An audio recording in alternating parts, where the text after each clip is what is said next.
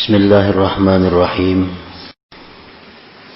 الحمد لله الذي هدانا ووفقنا إلى الصراط المستقيم صراط الله العزيز الحكيم أشهد أن لا إله إلا الله وحده لا شريك له الرحمن الرحيم وأشهد أن سيدنا محمدا عبده ورسوله الكريم شهادة تنجينا من عذاب أليم وتدخلنا جنة النعيم اللهم صل وسلم وبارك على سيدنا محمد ذي خلق عظيم وعلى آله وأصحابه وذريته وأتباعه إلى يوم العقيم أما بعد. Yang kita hormati dan kita cintai para habaib dan para alim ulama, para muhibbin, hadirin, hadirat, rahimakumullah. Pertama-tama kita mengucapkan dan memanjatkan puji dan syukur kehadirat Allah Subhanahu wa ta'ala yang telah mengumpulkan kita di tempat yang penuh berkah ini. Dan harapan kita kepada Allah agar selalu dikumpulkan di dalam tempat-tempat kebaikan dan takwa. Puji dan syukur juga kita haturkan kehadirat Allah Subhanahu wa ta'ala yang mana pada saat ini Allah menempatkan kita dalam keadaan yang sangat mulia, dalam keadaan yang sangat agung, dalam keadaan yang sangat dibanggakan Allah Subhanahu wa ta'ala, yaitu keadaan kita sebagai orang yang menuntut ilmu agama. Keadaan menuntut ilmu agama itu adalah merupakan keadaan yang paling dicintai oleh Allah Subhanahu wa ta'ala, yang andai kata kita meninggal dunia dalam keadaan itu, maka kita akan digolongkan dengan syuhada, dengan orang-orang yang syahid. Dan kita memohon kepada Allah agar selalu senantiasa kita ditempatkan dalam keadaan menuntut ilmu agama ini. Amin ya rabbal alamin. Salawat dan salam kita haturkan kepada junjungan kita Nabi besar Muhammad sallallahu alaihi wasallam dan kepada seluruh keluarga, para sahabat, zuriat dan pengikut beliau. Para muhibbin rahimakumullah, al-hikmatu tsaminata asyrata minal hikamil ataiyah. Qala al-imam Ahmad ibnu Athaillah As-Sakandari rahimahullah wa nafa'ana bi'ulumih. Hikmah yang ke-18 dari al-hikam. Berkata al-imam Ahmad bin Athaillah Sakandari rahimahullah, ihalatukal a'mala ala wujudil faragh min ru'unatin nafsi, yang artinya menundanya engkau, melambatkannya engkau akan amalan-amalan atas adanya kelapangan, termasuk kebuduhan diri. Itulah artinya hikmah yang ke-18 ini. Penjelasannya adalah idza kana al-'abdu mutalabbisan bihalin min ahwalid dunya kat-tijarah wa nahwiha wa kana lahu fiha syughlun yamna'uhu min al-'amal bil a'malis shalihat wal wadha'ifid diniyah wa ahala dhalika al-'amal ala faraghi min tilkal ashghal wa qala idza tafarragtu 'amiltu dhalik fadhalika min hamaqati nafsi. Apabila adalah seorang hamba berkecimpung dengan keadaan dari keadaan duniawi, apabila seorang hamba bergelut dengan urusan-urusan duniawi, seperti perdagangan dan seumpamanya. Dan adalah bagi dia seorang hamba tadi pada keadaan tersebut kesibukan yang mencegah dia, yang menghalangi dia daripada beramal dengan amal-amal yang saleh dan tugas-tugas keagamaan. Dan dia menunda yang demikian amal itu atas kelapangannya dari yang demikian itu kesibukan-kesibukan. Dan dia berkata, apabila aku telah lapang, maka aku akan beramal saleh yang demikian itu. Maka yang demikian itu adalah merupakan kebodohan seorang hamba tersebut.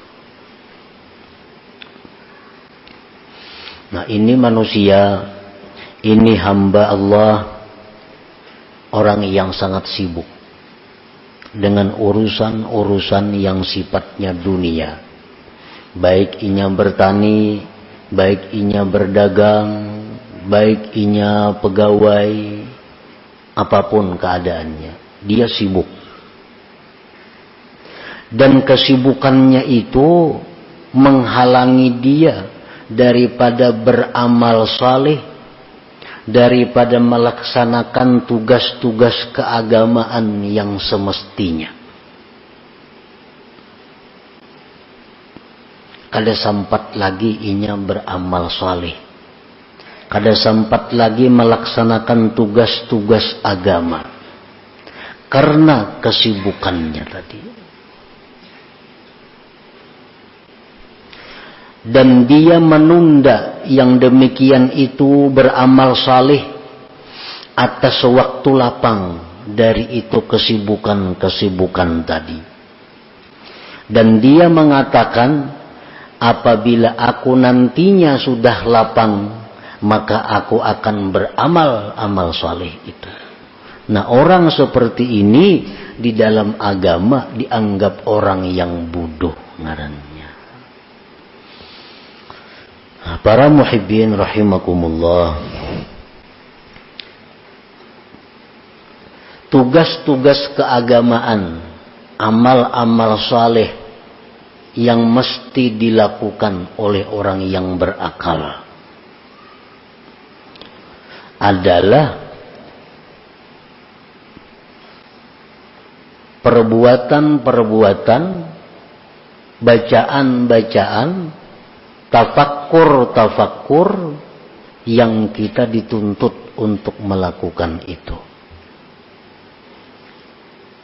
Nah, orang ini kada kaubaran lagi tafakkur, kada sempat lagi menuntut ilmu, kada sempat lagi membaca wirid-wirid, kada sempat lagi membaca Quran sekian lembar sehari, kada sempat lagi berselawat sekian ratus, kada usah sekian ribu, kada sempat lagi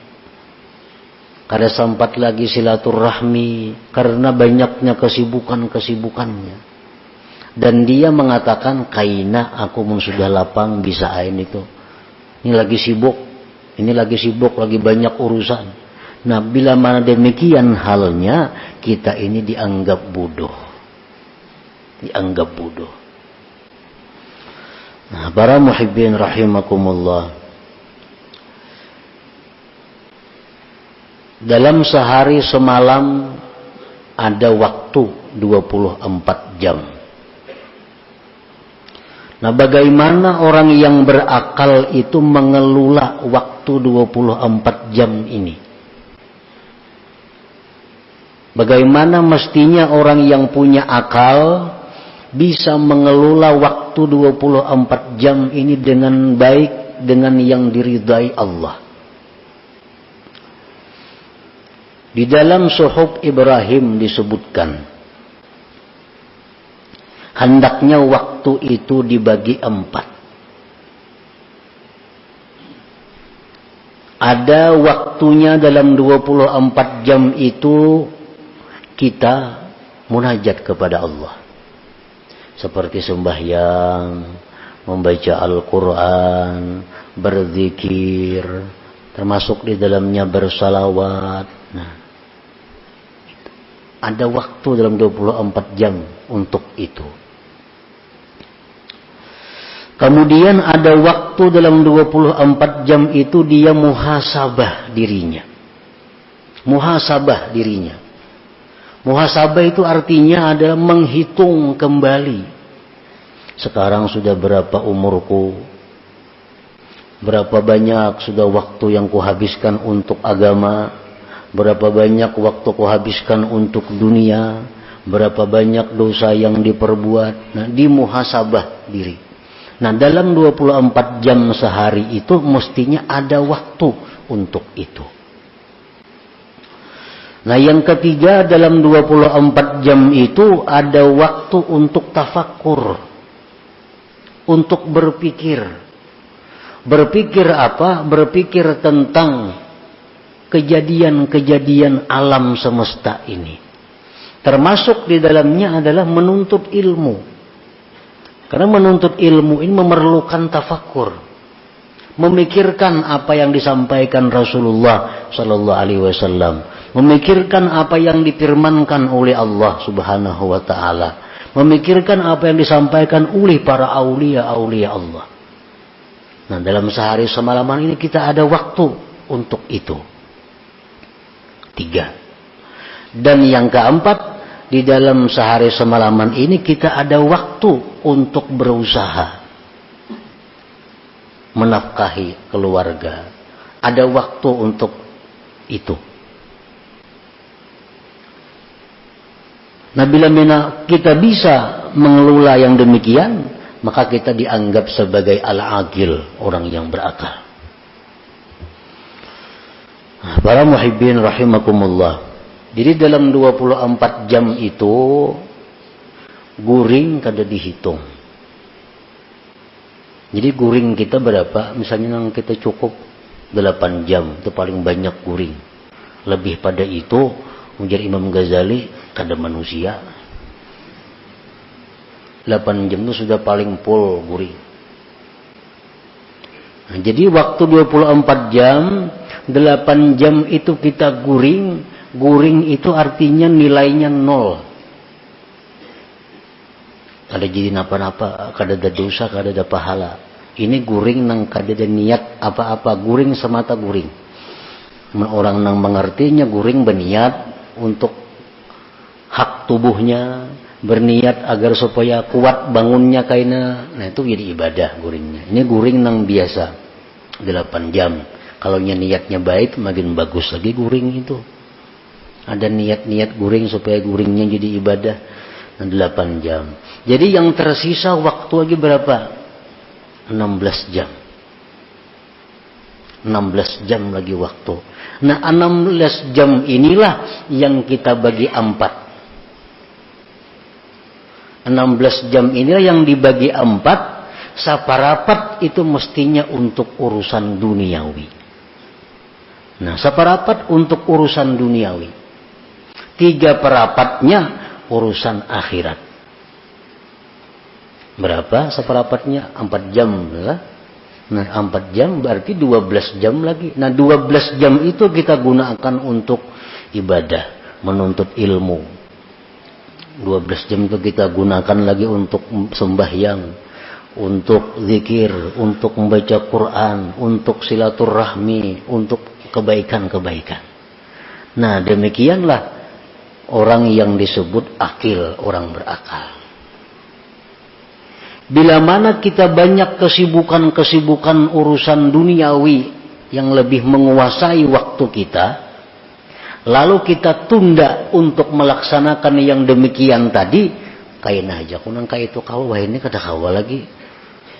Mun 4 jamannya sehari berdagang, kada kawa lagi. 4 jamannya lagi sehari, kada kawa. Kayaknya dulu nih tuh. Kayaknya ada aja saatnya nang bujur-bujur kena aku ke akhirat beramal itu nang pol seharian. Ada kena saatnya menuah ini kada kawa. Nah, ini menunjukkan kita orang bungul ngarannya. Kada orang pintar itu. Min hamakati nafsi, termasuk kebodohan diri. Kita berpikir macam itu. Nah, di mana seginya kebodohan kita, maka kita ini dipadahkan bodoh bila macam itu. Kaina jaba amalu ini kada kawan lah.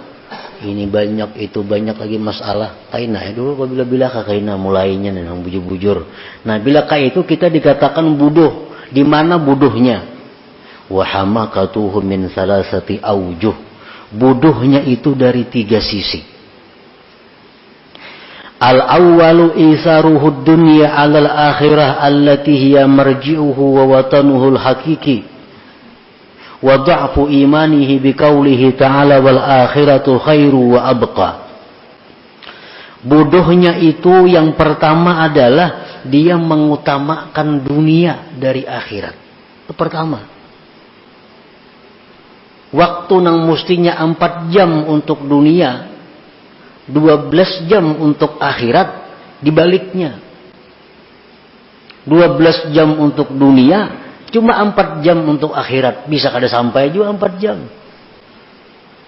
Nah, ini orang ngarannya mengutamakan dunia atas akhirat. Sedangkan akhirat itu tempat kembali dan tempat tinggal kita yang sebenarnya. Wawatanuhul hakiki, tempat kita yang sebenarnya itu di akhirat, bukan di dunia ini. Dunia ini hanya perantauan kita untuk menuju akhirat. Macam orang-orang pekerja nang dari Jawa, nang dari daerah mana-mana, ini bekerja di tempat kita. Satu saat pikirannya pasti akan pulang ke tempatnya. Maulainya di sini berhimat untuk membangun tempat ini. Kecuali pikirannya pacang kada bulik lagi ke sana. Kalau pikirannya pasti kembali ke tempatnya, ini di sini hanya mencari sangu, hanya mencari tabungan, hanya mencari bekal untuk bulik kena ke kampungnya, membangun rumah di sana. Nah, membangun apa di sana. Nah, itulah contohnya pengembara. Jadi tempat kita dunia ini hanya tempat sementara kita melewati untuk menuju tempat yang sebenarnya. Imam Ghazali dalam Ihya Ulumuddin mengisahkan bahwa perumpamaan dunia ini adalah orang yang berada di kapal. Nah, kapal di tengah laut. Begitu kapal ini berjalan dengan penumpang-penumpangnya, ujar kapten kapal, kita singgah 1 mat di pulau. Nah, kita singgah 1 mat di pulau ini untuk mencari bekal, untuk istirahat, untuk apa. Kayaknya kita berbuatan pulang ke kapal ini dan berangkat lagi. Turunan penumpang kapal di pulau. Nah, itulah dunia. Adalah orang kapal yang turun ke pulau itu berpikir bulah rumah di pulau. Kada ada. Kenapa? Karena ini pacang singgah 1 mat saja. Adakah berpikir membuka perusahaan di pulau itu? Kada ada. Bila di pulau ini kena kunyuk, kapalnya berjalan, dimakan binatang buas. Ditinggalkan orang. Nah, itulah kehidupan dunia ini. Dan contoh-contoh membuktikan berapa manusia yang mati meninggalkan gedung.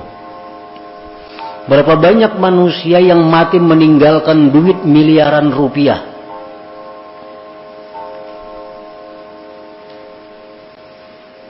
Nah, jadi kebodohannya pertama itu adalah mengutamakan dunia atas akhirat, yang mana akhirat itu tempat kembali dan tempat tinggal yang sebenarnya. Dan kelemahan imannya dengan firman Tuhan, wal akhiratu khairun wa abqa, akhirat itu ujar Tuhan lebih baik dan lebih kekal daripada dunia. Wal aqil, orang yang berakal, menja'alad dunya mazra'atan hasanah lil akhirah, orang yang berakal itu orang yang menjadikan dunia tempat bercucuk tanam yang baik bagi akhirat. Wal aqil man ja'ala aktsara awqatihi bil akhirah, orang yang berakal orang yang menjadikan sebagian besar waktunya untuk akhirat. Nah, di situ kebodohan yang pertama. Dia lebih mengutamakan dunia dari akhirat. Makanya ini tadi kainagin dulu urusan akhirat tuh. Ini masih banyak kesibukan lagi karena ada aja saatnya. Nah, ini kebodohannya pertama berarti dia mengutamakan dunia atas akhirat. Asani yang kedua, kebodohannya itu taswifuhu bil amal ila waqtil farag wa qad la yajiduhu bal yakhtatifuhul maut qabla dzalik. Yang kedua kebodohannya itu adalah menunda kaina kepada waktu yang lapang, yang terkadang dia tidak sampai kepada waktu yang lapang itu dijemput oleh kematian. Nah, kadang-kadang kada sampat lapang matinya. Jantung mendadak mati. Mati kecelakaan kendaraan. Mati apa? Padahal ini sudah punya angan kaina mun sudah lapang kaina ayo beribadah. Nah, belum sampainya lapang sudah dijemput oleh maut. Satu, au yazdadu syugluhu, atau siapa tahu kesibukannya bertambah terus. Kayaknya hanya bila lapang, kayaknya hanya bujur-bujur beribadah. Kenyataannya bertambah terus kesibukan nih. Selalu bertambah. Tahulah kita kada tahu. Nah, akan datang bisa lebih sibuk pada hari ini kada tahu. Lianna asghalad dunya yatada'a ba'daha ila ba'din, karena kesibukan dunia ini selalu membawa kepada kesibukan yang lain. Aw ya'tariduhul marad wa la yastati'u bihil amal, atau di tengah jalan dia datang penyakit kada bisa lagi beramal. Kainagin beramal dulu. Stroke kawala lagi beramal. Kada kawal lagi. Berjalan kada kawal lagi nuntut ilmu. Stroke sudah di kursi roda ditunjol.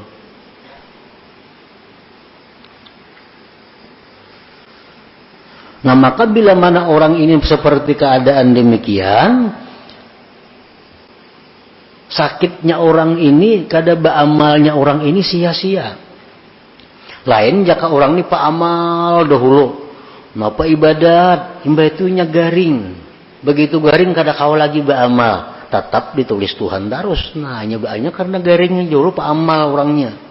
Amun dahulu kada pak amal, garing. Nah, kayaknya aku mensihat beramal ya Tuhan lawasnya ikam sihat kada beramal-amal.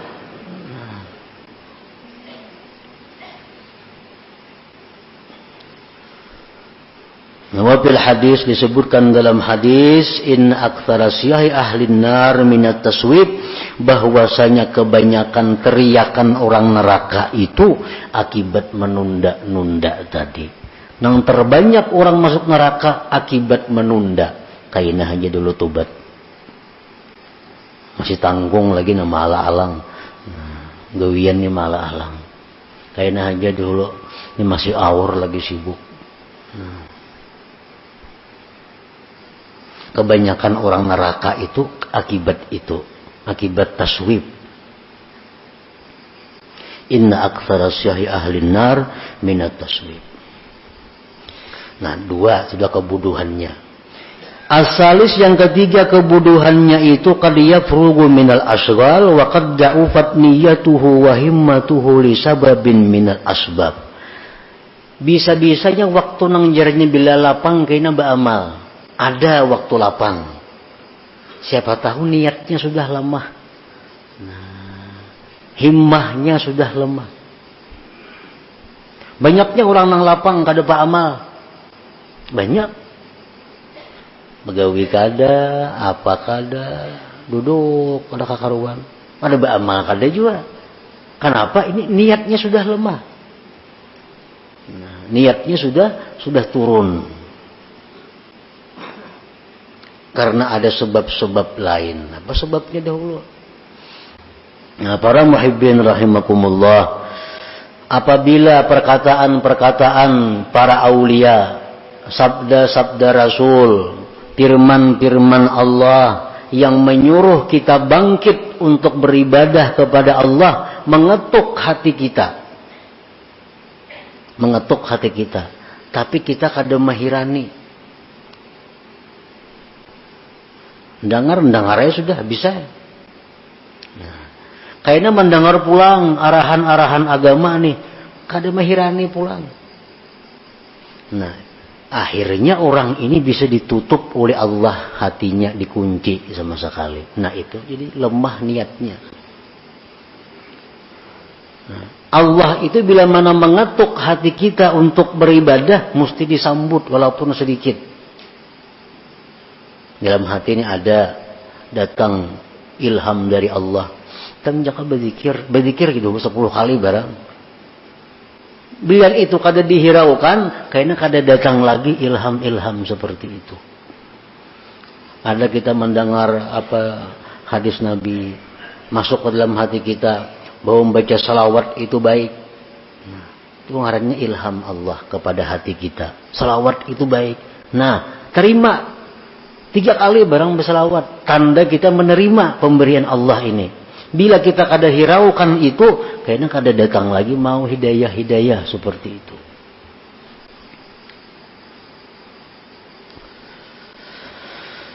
Nah, jadi 3 macam itulah dianggap bodoh tadinya. Orang menunda-nunda amal itu karena 3 macam tadi dianggap bodoh. 1, mengutamakan dunia daripada akhirat, padahal Tuhan sudah jelas mengatakan akhirat lebih baik. Yang kedua, menunda-nunda amal itu padahal kada tahu barangkali kita mati sebelumnya, barangkali garing, barangkali kada ada lagi waktunya. Yang ketiga, barangkali kaina tu lemah niatnya. Minan nas man razaqahumullah malan wa sihhatan fa in ammaruhuma bi ta'ati maulahum faqad syakaru wa rabihu ribhan azima. Setengah manusia orang yang diberikan Allah harta dan kesehatan, jika dia gunakan keduanya itu dengan taat kepada Tuhan, maka dia mensyukuri dan beruntung yang besar. Orang diberi Tuhan sudah kesehatan, diberi Tuhan harta banyak, digunakannya kesehatannya untuk taat kepada Allah, harta digunakannya untuk taat kepada Allah. Orang ini beruntung yang besar dan tergolong orang yang bersyukur. Wa in dayya'uhuma bi an shaghalu bi jam'il mal wat takasur wat talazzuz bis syahawat faqad khasiru khusranan 'azima wa kafaru bihatainin ni'matain wa huwa min alamatil khidlan. Apabila dia menyia-nyiakan umur, sihat dan harta. Ini beri Tuhan harta, diberi Tuhan sihat, tapi disia-siakannya. Dia sibuk dengan jam'il mal wat takasur, dia sibuk dengan mengumpulkan harta dan berbanyak-banyak harta, dan bersenang-senang dengan syahwatnya.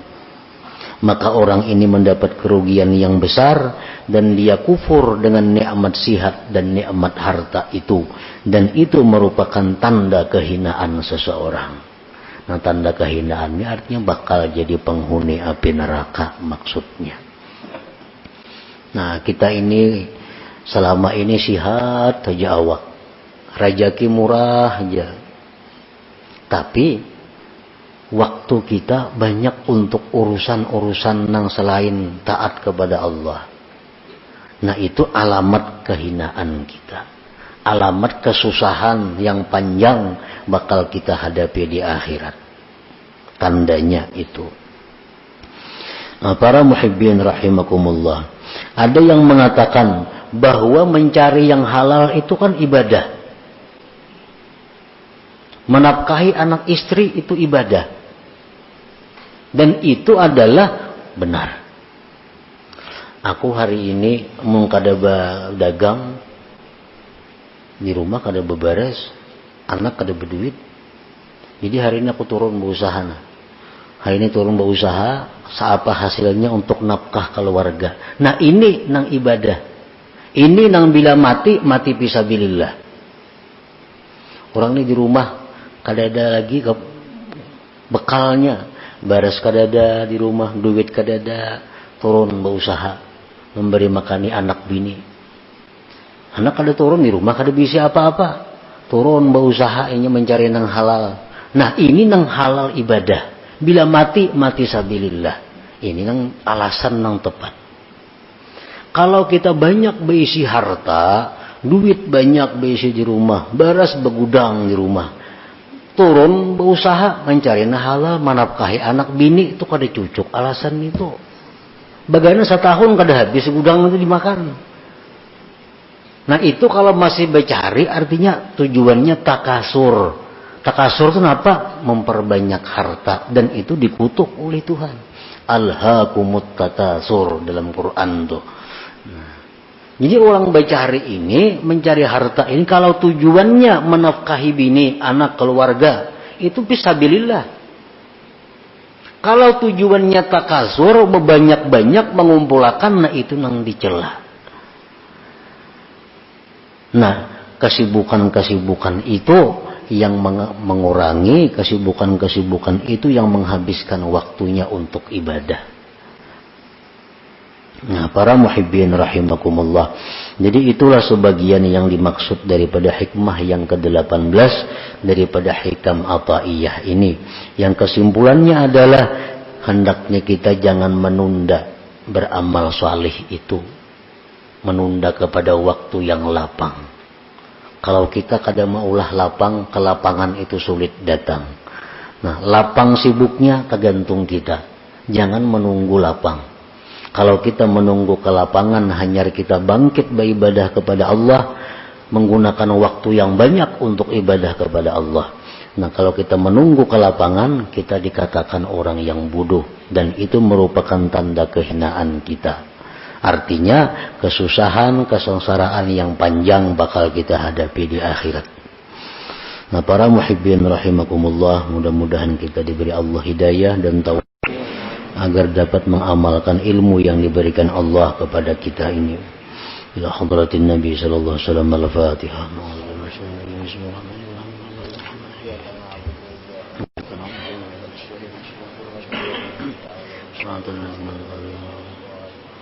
Ya Allah biha, ya Allah biha, ya Allah bi husnil khatimah.